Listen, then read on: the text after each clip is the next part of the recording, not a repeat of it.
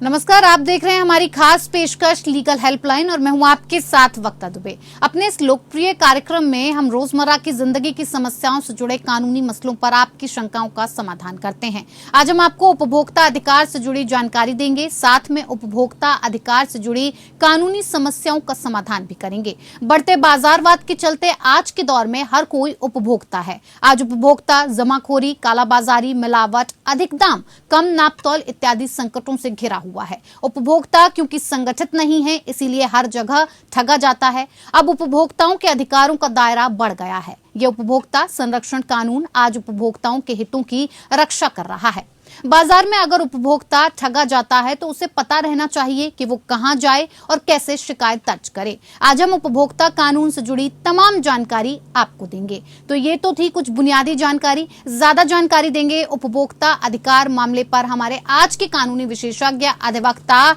उत्कर्ष राय। उत्कर्ष जी, आपका बहुत बहुत स्वागत है कार्यक्रम में। अगर आपका उपभोक्ता अधिकार से जुड़ा कोई भी सवाल है तो आप फोन करके राय ले सकते हैं। फोन लाइंस खुल चुकी हैं।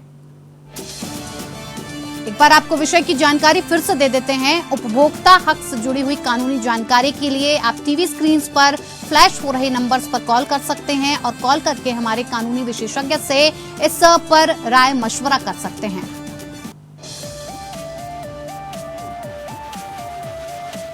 प्रोग्राम में आगे बढ़ने से पहले हम एपीएन के नए कानूनी मदद की पहल के बारे में आपको बताएंगे। एपीएन की सहयोगी संस्था इंडिया लीगल रिसर्च फाउंडेशन या ILRF, जो कि हमेशा से जरूरतमंदों और आम लोगों को कानूनी मदद के लिए पहल करती रही है, अब एक बड़ा और प्रभावशाली कदम उठा रहा है। ILRF ने आपको कानूनी मदद मुहैया कराने के लिए India legal mobile app launch किया है। आप कानूनी मदद के लिए इंडिया लीगल ऐप सब्सक्राइब करें और मुफ्त कानूनी सलाह लें। ज्यादा जानकारी के लिए आप कॉल भी कर सकते हैं। नंबर है 8377009645। आपको एक बार फिर से बता देते हैं कि इंडिया लीगल ऐप को सब्सक्राइब करके आप कानूनी मदद इस ऐप के जरिए ले सकते हैं। कानूनी मदद लें, इंडिया लीगल ऐप को सब्सक्राइब करें और मुफ्त कानूनी सलाह लें। ज्यादा जानकारी के लिए आप कॉल भी कर सकते हैं। हमारा नंबर है 8377009645। क्या आप किसी कानूनी मसले में उलझे हुए हैं? क्या आपको अपनी परेशानी के निदान के लिए वकील से कानूनी सहायता चाहिए? क्या आपको किसी समस्या से जुड़ी कानूनी जानकारी चाहिए? ऐसे में कानूनी सहायता के लिए अब आपको भटकने की जरूरत नहीं। इंडिया लीगल रिसर्च फाउंडेशन आपको इंडिया लीगल मोबाइल ऐप के जरिए कानूनी सहायता मुहैया करा रहा है। आइए अब आपको बताते हैं कि किस तरह से इंडिया लीगल ऐप को डाउनलोड करके आप इस्तेमाल कर सकते हैं। इंडिया लीगल ऐप के जरिए आप मुफ्त कानूनी सलाह ले सकते हैं। आप भले ही देश या दुनिया में कहीं भी हों, इंडिया लीगल ऐप के जरिए महज कुछ ही सेकंड में कानूनी सहायता के लिए आप आवेदन कर सकते हैं। इंडिया लीगल ऐप आप अपने मोबाइल फोन के गूगल प्ले स्टोर या आईफोन के एप्पल ऐप स्टोर से डाउनलोड कर सकते हैं। डाउनलोड करने के लिए आप पहले गूगल प्ले स्टोर या एप्पल ऐप स्टोर में जाएं। प्ले स्टोर में जाकर आप इंडिया लीगल ऐप टाइप करें। अगर आप कानूनी सहायता की तलाश में हैं और कानूनी सलाहकारों के महंगे फीस का भुगतान नहीं कर सकते हैं, तो इंडिया लीगल ऐप आपके लिए है। इंडिया लीगल ऐप टाइप करने के बाद फिर आप इंडिया लीगल ऐप के आइकॉन को क्लिक करें। इंडिया लीगल ऐप के आइकॉन को क्लिक करने के बाद आप इंस्टॉल बटन पर क्लिक करें। इसके बाद आप ऐप डाउनलोड करके अपने फोन में इंस्टॉल कर सकते हैं। इंडिया लीगल ऐप इंस्टॉल करने के बाद आप ऐप पर क्लिक करके उसे ओपन करें। अब आप इंडिया लीगल सुरक्षा कवच को क्लिक करके ऐप को सब्सक्राइब कर सकते हैं। कानूनी सहायता एक संवैधानिक अधिकार है और मुफ्त कानूनी सहायता यह अधिकार आम लोगों तक पहुंचाता है India legal app. India legal app आपको आपके मतलब की कानूनी जानकारी उपलब्ध कराता है, साथ में मुफ्त कानूनी सहायता भी मुहैया कराता है। हर वक्त हर जगह इंडिया लीगल ऐप आपकी कानूनी सहायता का सबसे बेहतर विकल्प। तो चलिए कार्यक्रम की शुरुआत करते हैं और सबसे पहले उत्कर्ष राय जी, आपसे यही जानना चाहेंगे इस विषय से जुड़ा हुआ पहला सवाल कि कंज्यूमर प्रोटेक्शन एक्ट 2019 की प्रमुख विशेषताएं क्या है? देखिए वक्ता जी, पहले हमारे पास 1986 वाला जो एक्ट था वो उसमें काफी खामियां आ गई थी बदलते वक्त आधुनिक युग में, चूंकि ई कॉमर्स का जमाना है। पहले तो हमारे पास कोई रेगुलेटर नहीं था, अब सेंट्रल प्रोटेक्शन अथॉरिटी है, सेंट्रल कंज्यूमर प्रोटेक्शन अथॉरिटी है, जो किसी भी अनफेयर ट्रेड प्रैक्टिसेस अगर हो तो उस पर लगाम लगा सकती है। प्लस अगर कोई भी कंज्यूमर से रिलेटेड पायरेटेड प्रोडक्ट्स हैं उनको वापस बुला सकती है। तो हमारे पास अब एक रेगुलेटर है। इससे पहले हमारे पास ई कॉमर्स का कोई प्रावधान नहीं था। अब ई कॉमर्स जैसे हमारे पास कई प्लेटफॉर्म है, मिंत्रा है, फ्लिपकार्ट है, इन सब ई कॉमर्स को भी इस एक्ट के परव्यू के अंदर लाया जा चुका है। और पहले तो ये था कि कंप्लेन केवल आप जहां सेलर का ऑफिस है वहीं कर सकते थे, लेकिन इस नए एक्ट में हम कंप्लेन वहां पे भी कर सकते हैं जहां खरीदार या कंज्यूमर रहता है, वहां पे भी हम कंप्लेन कर सकते हैं। तो और यही नहीं, सिर्फ डिस्ट्रिक्ट लेवल पे 1 करोड़ तक के मामले हम डिस्ट्रिक्ट लेवल पे इसकी सुनवाई करवा सकते हैं। जी बिल्कुल। उत्कर्ष जी, ये भी आपसे जानना चाहेंगे, हमारे दर्शकों को बताइए कि उपभोक्ता कौन होता है, उपभोक्ता की परिभाषा क्या है, उपभोक्ता कौन नहीं होता है? जी, उपभोक्ता की अगर आप परिभाषा पे जाएं तो उसका एक ही एसेंस है, उसमें प्रतिफल होना चाहिए। प्रतिफल मतलब कंसिडरेशन, यानी आप पार्ट में कुछ दीजिए या होली कुछ दीजिए उस सामान के बदले। अगर आसान भाषाओं में देखा जाए तो एक कंज्यूमर होने के लिए पहले तो प्रतिफल का होना आवश्यक है। यदि आप फ्री सर्विस ले रहे हैं जिसमें कोई प्रतिफल नहीं है या कॉन्ट्रैक्ट फॉर सर्विस है, तो ये कंज्यूमर की परिभाषा में बिल्कुल नहीं आते, क्योंकि प्रतिफल ही इसका एक एसेंस है, तभी आप कंज्यूमर माने जाएंगे। हमारे एक कॉलर हमारे साथ इसी विषय पर जुड़े हुए हैं, कुछ जानकारी चाहते हैं। दिवाकर संत कबीर नगर से। दिवाकर जी, क्या कुछ आपकी इस विषय से जुड़ी हुई समस्या है? आप जानकारी ले सकते हैं, अपना सवाल पूछ सकते हैं। संपर्क टूट गया है, चलिए दोबारा से उनसे संपर्क करने की कोशिश करेंगे, या दोबारा उनका कॉल आता है तो उनके समस्याओं का समाधान करेंगे। तो अब आप बता रहे थे कि उपभोक्ता कौन होता है, उसकी परिभाषा क्या है, इसके बारे में हमारे दर्शकों को बेहतर तरीके से समझा दीजिए। जी देखिए, उपभोक्ता यही है कि पहले तो उसमें प्रतिफल होने का एसेंस होना चाहिए, यानी उस सामान के बदले आपने कुछ पैसे दिए हैं या कोई प्रॉमिस की है या उसके बदले कोई कंसिडरेशन हो। बिना कंसिडरेशन के फ्री सर्विसेज कंज्यूमर अब लेते हैं तो आप कंज्यूमर की परिभाषा में नहीं आते हैं। यही इसका एसेंस है। जी, उपभोक्ता के क्या अधिकार हैं? देखिए, उपभोक्ता के जो अधिकार हैं सुरक्षा के, जानकारी के, चुनने के, सुनवाई के और निवारण के। उपभोक्ता जागरूकता, ये भी उपभोक्ता का अधिकार है कि वो अवेयर रहे उसके राइट्स क्या हैं। ये कुल मिला के एक उपभोक्ता के अधिकार हैं। उत्कर्ष जी, उपभोक्ता एक्ट के अंतर्गत किस तरह की संपत्ति आती है जिस पर दावा किया जा सकता है, ये भी हमारे दर्शकों को थोड़े विस्तार में और अच्छे शब्दों में समझा दीजिए। उपभोक्ता हमेशा चल संपत्ति के लिए कंज्यूमर एक्ट के अंदर निवारण पा सकता है। चल संपत्ति यानी जो स्थावर ना हो, जो स्थायी रूप से ना हो, जैसे आप मकान के लिए नहीं आ जा सकते, वो चल संपत्ति होनी चाहिए। जो अटैच टू अर्थ ना हो, ऐसी संपत्ति चाहिए। इसमें फूड भी आता है, जो फूड परिभाषित है फूड सेफ्टी स्टैंडर्ड्स एक्ट में। इसी प्रकार हम इसे परिभाषित करते हैं कि इसमें किस प्रकार की प्रॉपर्टी आएंगी, जैसे हमेशा चल ही संपत्ति आएगी। जी बिल्कुल। हमारे साथ कॉलर दिवाकर जी एक बार फिर से जुड़ चुके हैं संत कबीर नगर से। दिवाकर जी, क्या कुछ है आपकी समस्या इस विषय से जुड़ी हुई, आप अपना सवाल पूछ सकते हैं। जी, हमारा गलत बिजली बिल आ गया है। जब हम बिजली विभाग में गए तब इस पर वो लोग कुछ नहीं किया। इसका हल हमको जानना है, क्या इस पर हम क्या कर सकता है, क्या इसका हल निकल सकता है? जी बिल्कुल। जी उत्कर्ष जी। देखिए दिवाकर जी, आप परेशान मत होइए। देखिए, हर बिजली डिस्ट्रीब्यूटर को ये मैंडेटरी है लॉ के अंडर कि उसको अपने यहाँ एक रिड्रेसल अथॉरिटी बनानी है कि वो उसकी समस्याओं का या उपभोक्ता की समस्या कहाँ रिड्रेस होगी। तो हर बिजली विभाग या बिजली डिस्ट्रीब्यूटर एक रिड्रेसल अथॉरिटी बनाया हुआ है।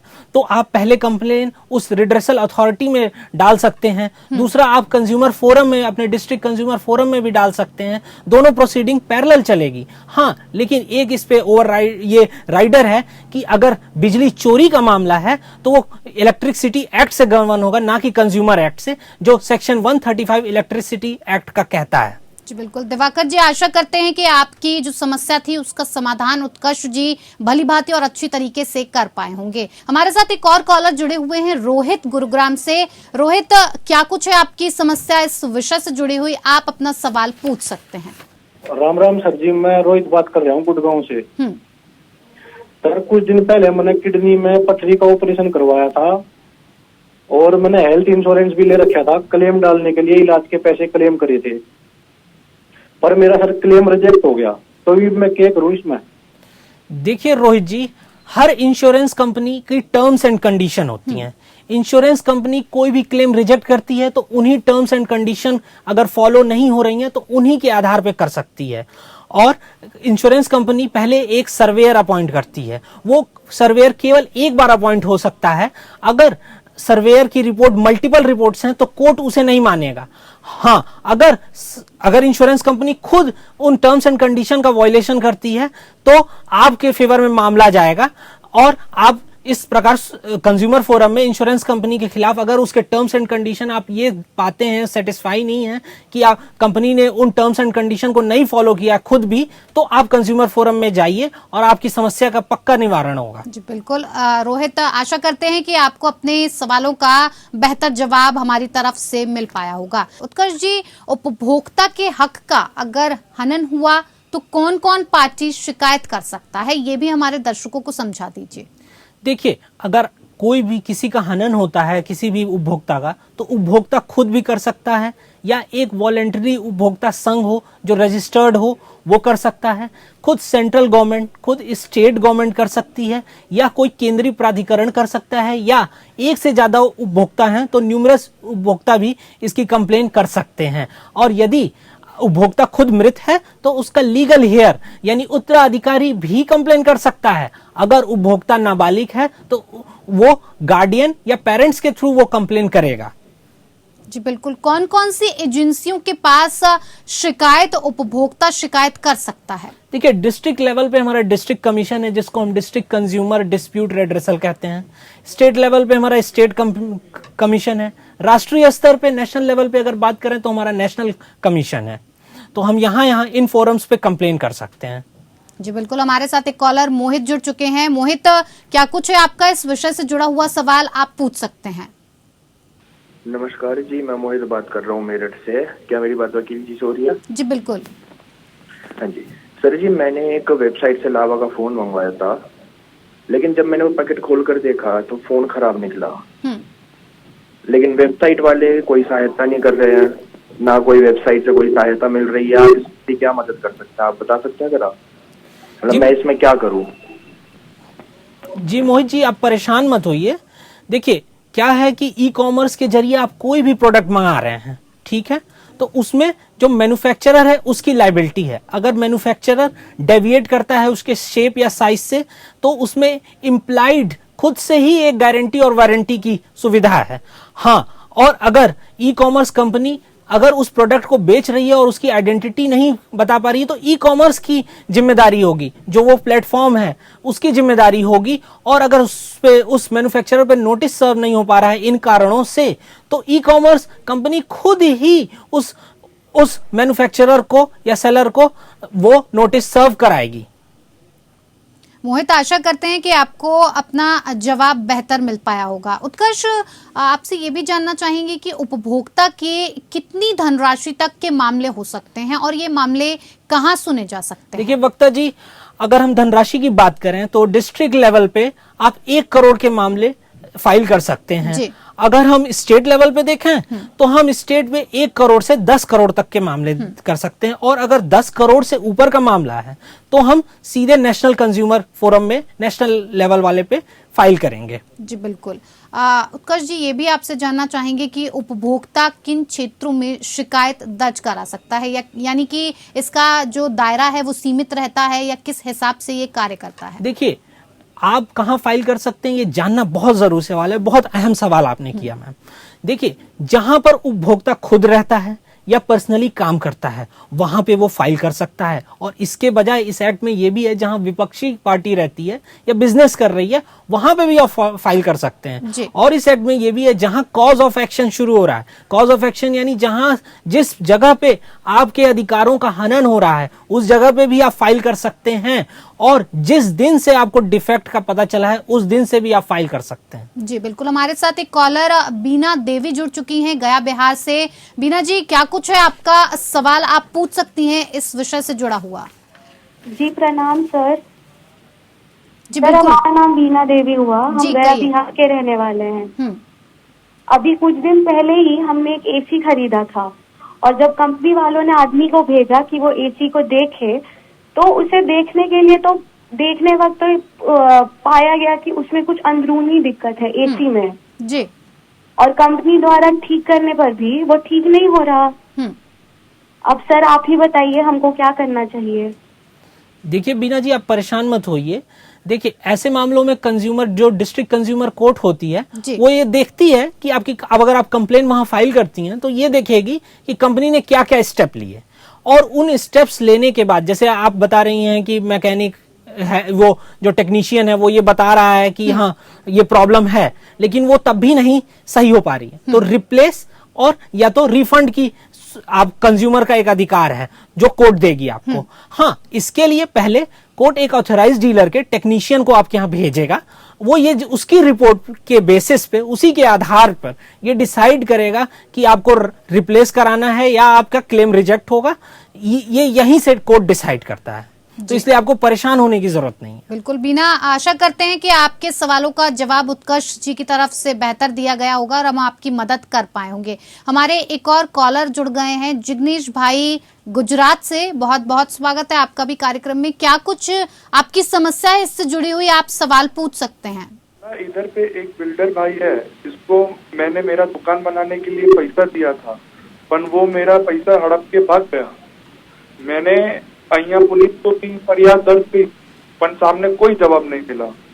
तो मैं ग्राहक मदद के लिए कई रीते जाऊँ, जानना चाहते हैं कि वो मदद के लिए कहाँ जा सकते हैं। जी जिग्नेश जी, जैसे आप बता रहे हैं कि आप अगर जैसे मान लीजिए आप शॉप के लिए अगर बनवा रहे हैं, बिल्डर को पैसा दिया है, तो वो एक कमर्शियल पर्पस होता है, तो कमर्शियल पर्पस वाली चीज नहीं आती है कंज्यूमर एक्ट में, तो आप उस कंज्यूमर एक्ट की परिभाषा के हिसाब से कंज्यूमर में नहीं आते हैं। तो आपके लिए बेटर होगा इसमें कंज्यूमर फोरम में अगर आप फाइल कर चुके हैं तो आप वहां से क्लेम विड्रॉ करके रेरा के अंदर रेरा कोर्ट में जाइए और आप वहां पर उससे रेरा कोर्ट्स के माध्यम से उस बिल्डर को नोटिस भिजवाइए। यदि वो बिल्डर आता नहीं है तो क्या कहते हैं, कोर्ट से आप एक्स पार्टी डिक्री करा सकते हैं उस बिल्डर के अगेंस्ट। जी बिल्कुल जिग्नेश, आशा करते हैं आपको बेहतर जवाब हमारी तरफ से मिल पाया होगा। उत्कर्ष, उपभोक्ता की शिकायत का माध्यम क्या हो सकता है? देखिए वक्ता जी, जो उपभोक्ता है हमारा वो रिटर्न फाइल कर सकता है या इन पर्सन खुद जाके करवा सकता है या ऑनलाइन रजिस्ट्रेशन के द्वारा करा सकता है या कोई रिप्रेजेंटेटिव भेज के रजिस्टर्ड पोस्ट के द्वारा भी इवन कोर्ट फीस दे के फाइल करवा सकता है। जी बिल्कुल। शिकायत दर्ज करने की अवधि क्या होनी चाहिए, इसका भी कोई? ये बहुत महत्वपूर्ण सवाल है वक्ता जी। इसकी अवधि है कि 2 साल के भीतर, जिस दिन से आपके अधिकारों का हनन हो रहा है, date of cause of action है, उस दिन से 2 साल के भीतर आपको करना पड़ेगा, क्योंकि आप अनंत काल के लिए तो नहीं कर सकते। दूसरी ये बात है कि जिस दिन से आपको उस डिफेक्ट का पता चला है, देखिए ये कितना कंज्यूमर फ्रेंडली एक्ट है ये, और कंज्यूमर के वेलफेयर के लिए, जिस दिन से आपको ये पता चला है कि इस प्रोडक्ट में ये डिफिकल्टी है, उस दिन से फाइल करेंगे। जी बिल्कुल। उत्कर्ष जी, उपभोक्ता समस्या के निवारण में मीडिएटर या मध्यस्थ किस तरह की भूमिका निभाते हैं, ये भी हमारे दर्शकों को एक बार बेहतर तरीके से आप समझा दीजिए। देखिए ये कितना बेहतरीन प्रावधान है। पहले वाले एक्ट में मीडिएटर नहीं होता था, अब इस एक्ट में 2019 वाले एक्ट में देखिए मीडिएटर भी है। मीडिएटर जो है एक टाइम और लोकेशन बताएगा जहां पार्टीज को अपना केस प्रेजेंट करना होगा। फर्स्ट सेशन के बाद जब पहला सेशन हो जाता है तो दोनों फाइल एक मेमोरेंडम फाइल करती हैं कि हमारे ये डिस्प्यूट्स हैं। मीडिएटर फिर प्रयास करेगा कि कंसेंशुअल एग्रीमेंट हो जाए, दोनों में सर्वसम्मति से ये इस समस्या का निवारण हो जाए।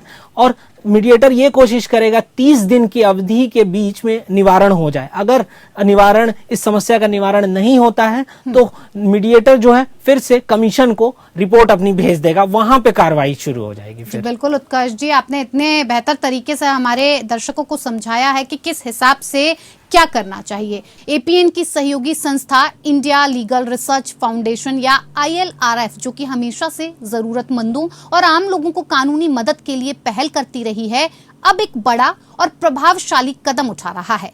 ILRF ने आपको कानूनी मदद मुहैया कराने के लिए India legal mobile app launch किया है।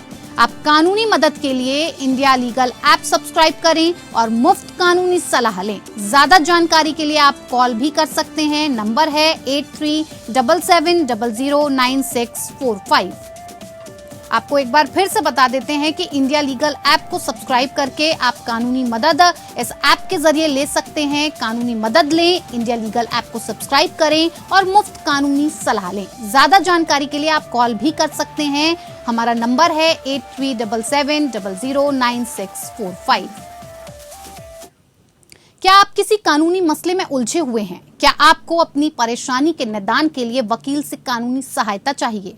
क्या आपको किसी समस्या से जुड़ी कानूनी जानकारी चाहिए? ऐसे में कानूनी सहायता के लिए अब आपको भटकने की जरूरत नहीं। इंडिया लीगल रिसर्च फाउंडेशन आपको इंडिया लीगल मोबाइल ऐप के जरिए कानूनी सहायता मुहैया करा रहा है। आइए अब आपको बताते हैं कि किस तरह से इंडिया लीगल ऐप को डाउनलोड करके आप इस्तेमाल कर सकते हैं। इंडिया लीगल ऐप के जरिए आप मुफ्त कानूनी सलाह ले सकते हैं। आप भले ही देश या दुनिया में कहीं भी हों, इंडिया लीगल ऐप के जरिए महज कुछ ही सेकंड में कानूनी सहायता के लिए आप आवेदन कर सकते हैं। इंडिया लीगल ऐप आप अपने मोबाइल फोन के गूगल प्ले स्टोर या आईफोन के एप्पल ऐप स्टोर से डाउनलोड कर सकते हैं। डाउनलोड करने के लिए आप पहले गूगल प्ले स्टोर या एप्पल ऐप स्टोर में जाएं। प्ले स्टोर में जाकर आप इंडिया लीगल ऐप टाइप करें।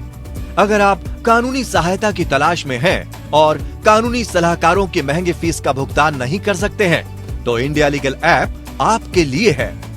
इंडिया लीगल ऐप टाइप करने के बाद फिर आप इंडिया लीगल ऐप के आइकॉन को क्लिक करें। इंडिया लीगल ऐप के आइकॉन को क्लिक करने के बाद आप इंस्टॉल बटन पर क्लिक करें। इसके बाद आप ऐप डाउनलोड करके अपने फोन में इंस्टॉल कर सकते हैं। इंडिया लीगल ऐप इंस्टॉल करने के बाद आप ऐप पर क्लिक करके उसे ओपन करें। अब आप इंडिया लीगल सुरक्षा कवच को क्लिक करके ऐप को सब्सक्राइब कर सकते हैं। कानूनी सहायता एक संवैधानिक अधिकार है और मुफ्त कानूनी सहायता यह अधिकार आम लोगों तक पहुंचाता है इंडिया लीगल ऐप।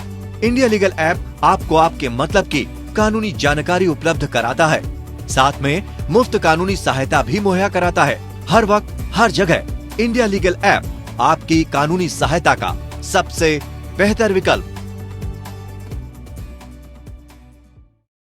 चलिए, उपभोक्ता हक से जुड़ी हुई कानूनी जानकारी के लिए आपका बहुत बहुत धन्यवाद उत्कर्ष राय। आप हमसे जुड़े और हमारे दर्शकों को इतनी बेहतरीन जानकारी उपलब्ध करवाई। तो फिलहाल लीगल हेल्पलाइन में मेरे साथ इतना ही। मुझे दीजिए इजाजत। नमस्कार।